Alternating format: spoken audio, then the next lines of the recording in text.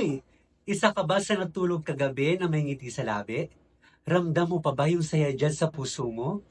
Ramdam mo pa ba yung ningas ng pag-asa na after 2022 election, naramdaman ulit natin? Maaaring tama sila, malayo na, pero malayo pa. Hindi madali sa simula.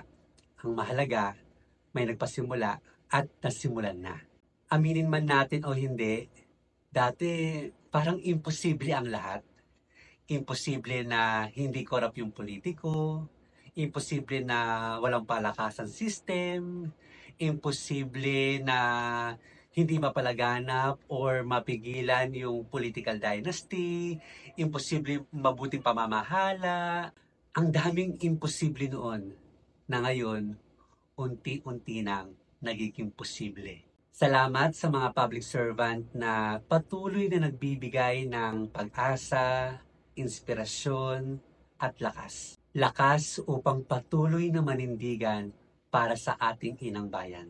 Salamat din sa bawat Pilipino na kahit sobrang hirap ng labang ito, ay patuloy na kumakapit sa pag-asa. Pag-asa na isang araw, makakamit natin ang gobyernong tapat na mag-aangat sa lahat. Ngayong 2025, narinig natin ang boses ng mga kabataan. Narinig natin ang boses ng mga magulang na nakinig sa boses ng kanilang mga anak. Kapit lang ha, sa 2028 ulit. Bye!